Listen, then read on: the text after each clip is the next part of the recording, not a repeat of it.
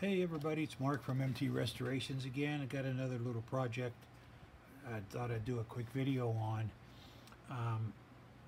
Over the last couple weeks I acquired a couple block signals from the Marx company, Marx Trains. Created these cool little red, yellow, green block lights to connect to your track, and they're kind of cool. So got a couple the other day. This one I've had for a little while. It came with this bulb, and it came with this bulb, and it did not have a red bulb. This bulb was supposed to be yellow, but whatever they coated it with back in the day, it all flaked off, so it was just about clear. So I actually painted the bulb yellow with some spray paint, and it glows very well. Yellow. So, and the green works okay, the red one works okay. So anyway, I had to check it out, but unfortunately it did not come with a wiring diagram when I got it, so I kind of just let it sit around for a little while. So I researched it, found another one, and it was in similar condition, but I didn't know if it worked. There was no instructions. I bought it as well. So now that I have two, my search to get directions was even more urgent. So what I did, I found an original box that has directions on it, which I'm going to show you today. That'd probably be the simplest thing to do, and just as quick, but you could email me and I'll send directions to you. I can do that, not a problem, but it's not really difficult. So what you want to do is create a zone for the lights. And I'll show you, when they say create a zone, they want you to be able to have open pins and on the two ends, and then we'll do some connectors. So what I want to do on the open end, we're going to have this continue on to the rest of your track, and it's missing a pin here, so we're going to connect the center. So we're going to have main track, we're going to create the zone, and we're going to have another open pin at this end. So what we're going to have then is we're going to have a piece of track with an open, a full piece of track, and another open. So that creates a little zone here for your train, kind of pulls in. So I'll show you what that means. So just since I need some room to do this, we'll start out by just outside the zone that we create, which will be the main track. Let me see here, get a better one than that. Use a lock on. You can put it anywhere you want. You don't want the zone to be too long. Just 2-3 track, 4 at the most, in between. But what we'll create now is we're going to create a wiring scenario, and my wiring is going to be as such: power, neutral, and we're going to take this and we're going to take these now, power and neutral, which is 1 and 2. We're going to match it up. These do come numbered 1, 2, and 3. So we want number 1, which is the power end, which is going to be this one. We want to put the power end on number 1, just like it says on the clip-on. 1 to 1 and 2 to 2. And if these are wired internally correctly, I'll show you how that works. Because I saw a couple people online asking the same question in a website that I sometimes frequent, and people ask questions about things, or if I have a question. So I saw a couple people saying they got these block lights, a 404, 405, And how do you connect them up? Without the box, it's kind of difficult. So again, we got our power source all figured out. Let me spread out a little bit here, make some room to shove my track down in. And we're gonna have a solid piece.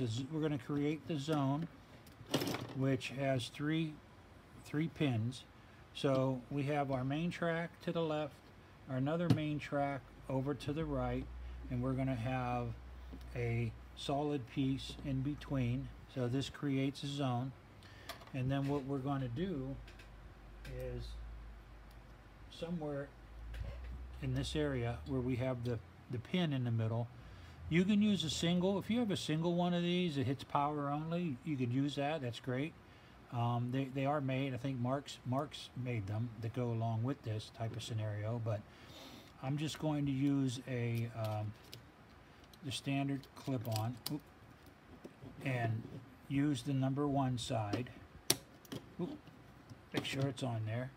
And then all we need is a little short piece of wire. And we're going to connect it to number 3. So what will happen now, and we put this to the number 1 terminal, which is the hot side. We want to get power from the center. But we're not going to get power. We're going to give power back through this switch. So what happens now, the clip-on we did outside the zone runs the light continuously. It'll always be on green. Then what we end up doing is when the train is coming, if we flip it up to red or yellow, when the train gets here, it'll stop. And the only way it'll go again is if you push this down to green. When the green light's on, the train goes. And it only stops in this zone that we created. Now, like I said, you could add another piece of track and move this down with the empty pin and have a longer travel area, but that's up to you. But it'll tell you on the directions, create a zone. I think it said no more than 3 track for your zone. I got 2.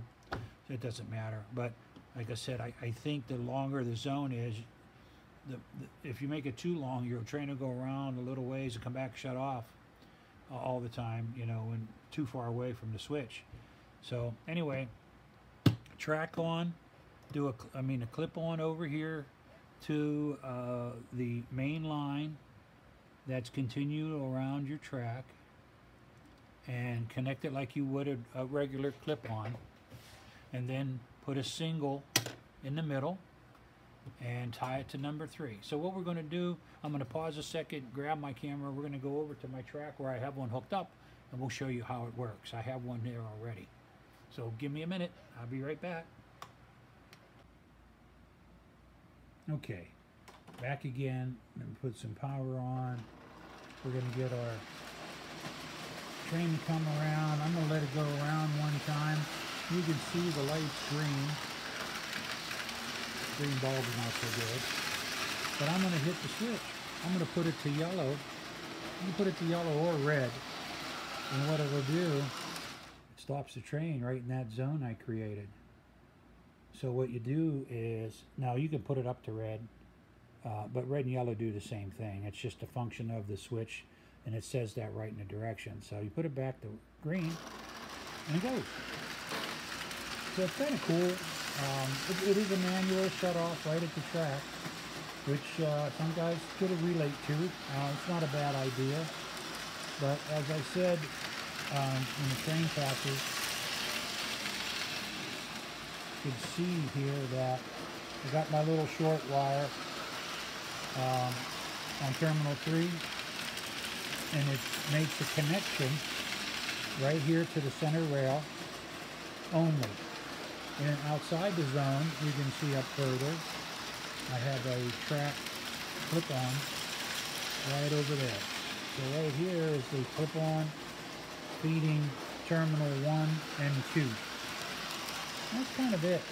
It's not that difficult, but like I said, again, if anybody's looking for directions for one of these,